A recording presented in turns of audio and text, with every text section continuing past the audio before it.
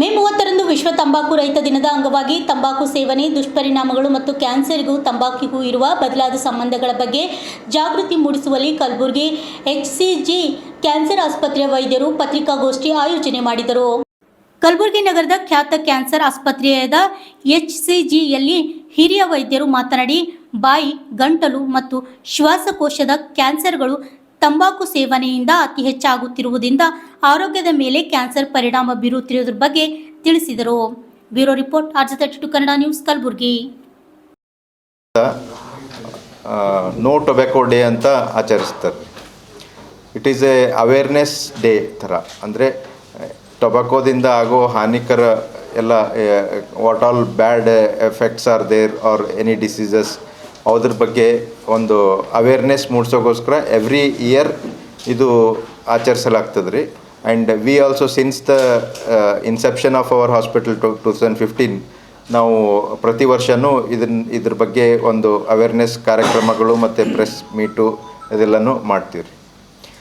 ಇದು first of all ಯಾಕೆ ಮಾಡಬೇಕು, ಯಾಕೆ ಮಾಡ್ತಾರೆ ಆಲ್ ಓವರ್ ದ ವರ್ಲ್ಡ್ ಅಂತಂದರೆ, because of the effect everybody knows ಎಲ್ಲಿನೂ ಟೊಬ್ಯಾಕೋ ಕಿಲ್ಸ್ ಅಂತ ಹೇಳಂತ ನಾವು ಎಲ್ಲ ಕಡೆಯೂ ನೋಡ್ತೀವಿ. ಬಟ್ ಅಂದ್ರೇನು ಅದ್ರ ಸೇವನೆ ಅದ್ರದ್ದು ಇದು ಕಡಿಮೆ ಆಗ್ತಿಲ್ಲ. ಯಾಕಪ್ಪ ಅಂತಂದರೆ ಜನರಿಗೆ ಅದ್ರದ್ದೇನು ಅದ್ರ ಒಂದು ಕಿಕ್ ಅಂತಾರೆ ನಾವು ಹೇಳ್ತೀವಿ, ಆ ಥರ ಏನು ಎಂಜಾಯ್ಮೆಂಟ್ ಅಂತ ಏನು ಸಿಗ್ತದೆ ಆ ಟೈಮಿಗೆ ಅವರಿಗೆ ಅದರಿಂದ ಆಗೋ ದುಷ್ಪರಿಣಾಮಗಳು ಕಣ್ಣಿಗೆ ಕಾಣಿಸೋದಿಲ್ಲ. ಸೊ ಈ ಥರ ಪ್ರೋಗ್ರಾಮ್ಸ್ ಮಾಡಿ ನಾವು ಅದರಿಂದ ಏನೇನು ದುಷ್ಪರಿಣಾಮ ಆಗ್ಬೋದು ಅಂತ ಹೇಳಂತ. ಫಸ್ಟ್ ಆಫ್ ಆಲ್ ಅದು ಎಷ್ಟರ ಮಟ್ಟಿಗೆ ಇನ್ಸಿಡೆನ್ಸ್ ಎಷ್ಟಿದೆ ಅಂತಂದರೆ, ಈಗ ಕ್ಯಾನ್ಸರ್ದು ನೀವು ಭಾಳ ಜನರದ್ದು ಕ್ಯಾನ್ಸರ್ ಬಗ್ಗೆ ಕೇಳ್ತಿರ್ತೀರಿ. ಕ್ಯಾನ್ಸರ್ ಕ್ಯಾನ್ಸರ್ ಜಾಸ್ತಿ ಆಗ್ಯದ ಅಂತ ಹೇಳಂತ. ಇಫ್ ಐ ಸೇ ಪ್ರತಿ ಮೂರನೇ ಕ್ಯಾನ್ಸರ್, 1, 2, 3 ಪ್ರತಿ ಮೂರನೇ ಕ್ಯಾನ್ಸರ್ ಓರಲ್ ಕ್ಯಾನ್ಸರ್ ಇಲ್ಲ ಒಂದು ಟೊಬ್ಯಾಕೋ ರಿಲೇಟೆಡ್ ಕ್ಯಾನ್ಸರ್ ಆಗಿರ್ತದೆ ರೀ. It may be directly R indirectly, mostly it is directly only. So ಪ್ರತಿ ಮೂರನೇ ಕ್ಯಾನ್ಸರ್ ಅಂತಂದರೆ ಒಂದು 35% ಅಂತೂ ಆಯ್ತು ಇಲ್ಲೇ. ಸೊ ಆಲ್ ಓವರ್ ಇಂಡಿಯಾ ಮತ್ತು ನಮ್ಮ ಕರ್ನಾಟಕ ಎವ್ರಿ ಸ್ಟೇಟ್ನು ಒಂದು 30 to 40% ಕ್ಯಾನ್ಸರ್ಸ್ ಅವು they are related to tobacco only. And these are most important ಏನಂತಂದರೆ these are totally preventable cancers. ಅಂದರೆ ಟೊಬ್ಯಾಕೋದಿಂದ ಆಗ್ತಾವಂತ ನಾವು ಹೇಳ್ತೀವಿ ಅಂತಂದರೆ, ಟೊಬ್ಯಾಕೋ ತೊಗೊಂಡಿಲ್ಲ ಅಂತಂದರೆ ಆಗಲ್ಲೇನಂತ ನೀವು ಕೇಳಿದ್ರೆ ಡೆಫಿನೆಟ್ಲಿ ಎಸ್. ಅದು ಇಷ್ಟು ಅಟ್ಲೀಸ್ಟ್ ಒಂದು 90% ಕ್ಯಾನ್ಸರ್ಸ್ ಏನು ಇವು ಆಗ್ತವೆ ಅವರೇ ನಾವು ತಡೆಗಟ್ಬೋದು ರೀ. ಅಂದರೆ ಟೊಬ್ಯಾಕೋ ಕನ್ಸ್ಯೂಮೇ ಮಾಡಿಲ್ಲ ಅಂತಂದರೆ ಅದು ಇದನ್ನೇ ಆಗೋದಿಲ್ಲ. ಓನ್ಲಿ ಅರೌಂಡ್ 5 to 10% ಪೇಷಂಟ್ಸ್ ಅಷ್ಟೇ ಅವರಿಗೆ ಬಾಯ್ ಕ್ಯಾನ್ಸರ್ ಆಗೋದು, ಓರಲ್ ಕ್ಯಾನ್ಸರ್ ಆಗೋದು ಅದೆಲ್ಲ ನಾನ್ ರಿಲೇಟೆಡ್ ಟು ಟೊಬ್ಯಾಕೋ. ಅಂದರೆ ಅದು ಒಂದು ಶಾರ್ಪ್ ಟೀತಿಂದ ಆಗ್ಬೋದು, ಸಮ್ ಸ್ಪೈಸಿ ಫುಡ್, ಸೊ ಆ ಥರ ಬೇರೆ ಒಂದು ರೀಸನ್ಸ್ ಇರ್ತಾವೆ ಅಷ್ಟೇ. ಸೊ 90% ಆಫ್ ಕ್ಯಾನ್ಸರ್ಸ್ ಇದ್ರದ್ದು ನಾವು they can easily stop it or prevent it. So ಅದ್ರ ಬಗ್ಗೆ ಇದು ನಾವು ಈಗ ಸ್ಟಾರ್ಟ್ ಆಗೋದದು ಜಸ್ಟ್ ಬ್ರೀಫಾಗಿ ಹೇಳ್ಬಿಡ್ತೀನಿ ನಾನು, ಆಮೇಲೆ then we will take the questions. ಇದು ಹೆಂಗೆ ಸ್ಟಾರ್ಟ್ ಆಗ್ತದೆ ಅಂತಂದರೆ, ಇಟ್ ಈಸ್ ಜಸ್ಟ್ ಒಂದು ಹುಣ್ಣು ಬಾಯಿ ಬಂದದ ಅಂತ ಹೇಳ್ತೀವಲ್ಲ ರೀ, ಆ ಥರ ಬಾಯಿ ಬಂದಿದ್ದು ಹುಣ್ಣೆ. ಯೂಶ್ವಲಿ ನಮ್ಮ ಬಾಯಿ ಬಂದಿದ್ದು ಏನದ ಬ್ಯಾನಿ ಇರ್ತದೆ ಭಾಳಷ್ಟು. ಇದ್ರಾಗ ತಂಬಾಕ್ಲಿಂದ ಆಗೋದೇನು ಕ್ಯಾನ್ಸರ್ ಇರ್ತದೆ, ಹುಣ್ಣೇನು ಆಗ್ತದಲ್ಲ ರೀ, ಅದ್ರಾಗ ಪೇನ್ ಇರೋಂಗಿಲ್ಲ. It is completely a painless ulcer ಅಂತಂತೀವಿ ನಾವು.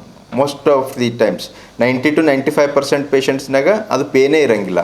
ಆ್ಯಂಡ್ ಅದು ಹೀಲ್ ಆಗಂಗಿಲ್ಲ, ನಾನ್ ಹೀಲಿಂಗ್ ಅಲ್ಸರ್ ಅಂತೀವಿ ನಾವು. So non healing ulcer heal ಆಗೋದಿಲ್ಲ ಅಂತಂದರೆ ಯಾವಾಗ, when we call it as label it as, because ಎಲ್ರಿಗೂ ಮೌತ್ ಅಲ್ಸರ್ ಆಗ್ತದೆ, ಹೀಲ್ ಆಗ್ತದೆ, ಅದಾಗ್ತದೆ. ಸೊ ಯಾವಾಗ ನಾವು ಅದಕ್ಕೆ ನಾನ್ ಹೀಲಿಂಗ್ ಅಲ್ಸರ್ ಅಂತೀವಿ ಅಂತಂದರೆ at least we wait for 2 to 3 weeks maximum.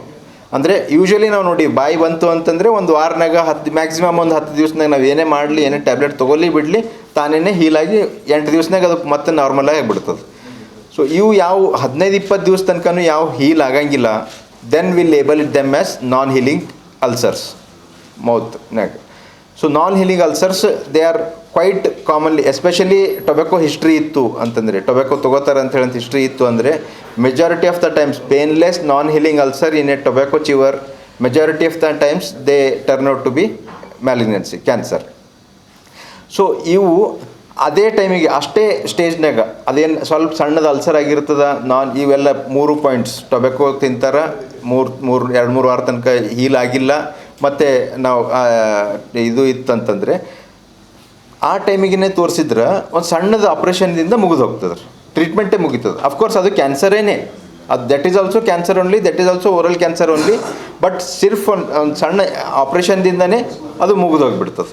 Treatment ಮತ್ತು ಫರ್ದರ್ ಟ್ರೀಟ್ಮೆಂಟ್ ಇರೋಂಗಿಲ್ಲ. ಯೂಶ್ವಲಿ ನಾವು ನೋಡೀವಿ ಓರಲ್ ಕ್ಯಾನ್ಸರ್ಸ್ನಾಗ ಎಷ್ಟೊಂದು ಈಗ ವಾರ್ಡ್ಸ್ನಾಗೂ ಅದ ರೀ ಭಾಳ ಜನ ಪೂರ್ತಿ ಒಳಗಿಂದ ಹೊರಗಿನ ತನಕ ತೆಗಿಬೇಕಾಗ್ತದೆ, ಇಲ್ಲಿಂದ ಮಾಂಸ ಕೂಡಿಸ್ಬೇಕು, ಇಲ್ಲ ಕಾಲಿಂದ ಕೂಡಿಸ್ಬೇಕು, ಅದು ಮಾಡಬೇಕು, ಪೂರ್ತಿ ಇದಾಗ್ತದೆ.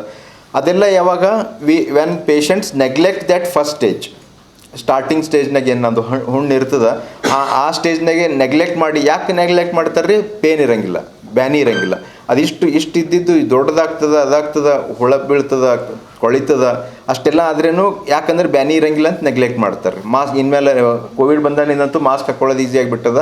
ಸ್ವಲ್ಪ ದೊಡ್ಡದು ಕಾಣ್ಲತ್ತಿತ್ತು ಅಂದ್ರೆ ಮಾಸ್ಕ್ ಹಾಕೊಂಡು ಬಿಡ್ತಾರೆ, ಯಾರು ಕೇಳೋದನ್ನು ಇದಾಗಂಗಿಲ್ಲ. ಸೊ ಅದು ಅಡ್ವಾನ್ಸ್ ಸ್ಟೇಜಿಗೆ ಯಾವಾಗ ಹೋಗ್ತದೆ ಆವಾಗ ಪ್ರಾಬ್ಲಮ್ಸ್ ಇದು ಪ್ರಾಬ್ಲಮ್, ನಮಗೂ ಪ್ರಾಬ್ಲಮ್, ಪೇಷಂಟಿಗೂ ಪ್ರಾಬ್ಲಮ್, ನಮಗೆ ಪ್ರಾಬ್ಲಮ್. ಸರ್ ಇನ್ನೊಂದು ಸಲ ಕೇಳ್ತಾರೆ ಪ್ರಶ್ನೆ. ಮೈಕ್ ಬೇಕು.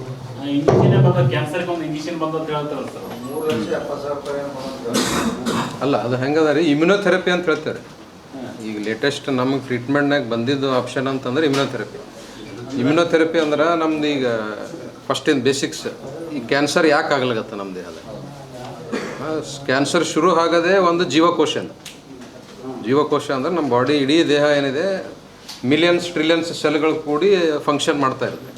ಒಂದೊಂದು ಸೇರಿ ಏನಾಗುತ್ತೆ ಅಂಗ ಆಗುತ್ತೆ. ಅದು ಲಂಗ್ಸ್ ಇರ್ಬೋದು, ಲಿವರ್ ಇರ್ಬೋದು, ಸ್ಟಮಕ್ ಇರ್ಬೋದು, ಅದೇ ಅಂಗ ಅದು ಕೆಲಸ ಮಾಡ್ತಾ ಇರುತ್ತೆ. ಆ ಜೀವಕೋಶ ಒಂದು ಸೆಲ್ ಮಾರ್ಪಟ್ಟರೆ ಅದು ಮುಂದೆ ಕ್ಯಾನ್ಸರ್ ರೋಗ ಆಗೋ ಚಾನ್ಸ್ ಇರ್ತದೆ. ಅಂದ್ರೆ ಅನಿಯಂತ್ರಣವಾಗಿ ಆ ಮಾರ್ಪಟ್ಟ ಸೆಲ್ ಬೆಳೆದ್ರೆ ಕ್ಯಾನ್ಸರ್ ಆಗುತ್ತೆ. ಸೊ ಆ ಮಾರ್ಪಟ್ಟು ಹೇಗಾಯಿತು ಕ್ಯಾನ್ಸರಿಗೆ ಖಚಿತ ಮಾಹಿತಿ ಇನ್ನೂ ಇಲ್ಲ. ಬಟ್ ಈ ಟೊಬ್ಯಾಕೋ ಡೈರೆಕ್ಟ್ಲಿ ಅದಕ್ಕೆ ಹಾನಿ ಮಾಡುತ್ತೆ. ಈಗ 100 ಕ್ಯಾನ್ಸರ್ಸ್ ತೊಗೊಂಡಾಗ 50-60 ಕ್ಯಾನ್ಸರ್ ನಮಗೆ ಗೊತ್ತು ಯಾಕಾಗ್ತಾಯಿದೆ ಅಂತ, ಇನ್ನೂ 40 ಕ್ಯಾನ್ಸರ್ಸ್ ನಮಗೆ ಗೊತ್ತಿಲ್ಲ.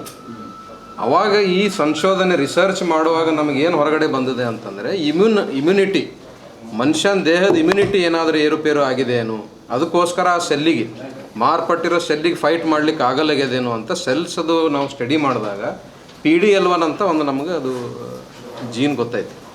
PD-L1 ಕೆಲಸ ಏನು ಅಂತಂದರೆ ಅದು ನಾರ್ಮಲಿ ಈ ಒಂದು ಟ್ಯೂಮರ್ ಸೆಲ್ ಇದೆ ಅಂತಂದರೆ ನಮ್ಮ ನಾರ್ಮಲ್ ಸೆಲ್ಸ್ ಬಂದು ಅದಕ್ಕೆ ಅಟ್ಯಾಕ್ ಮಾಡ್ಬೇಕು.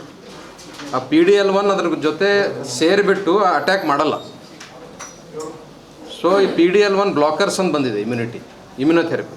ಸೊ ಅದು ಕೊಟ್ಟಾಗ ಅದರದ್ದು ನಮ್ಮ ಬಾಡಿ ದೇಹ ಸೆಲ್ಸೇ ಅದಕ್ಕೆ ಕ್ಯಾನ್ಸರ್ ಸೆಲ್ಸಿಗೆ ಕೊಲ್ಲಾಕಲಿ ಅಂತ ಲೇಟೆಸ್ಟ್ ಡ್ರಗ್ಸ್ ಇವು ಬಂದಿದೆ. ಅದು ಎಲ್ಲದಕ್ಕೂ ಅಪ್ಲೈ ಆಗಲ್ಲ.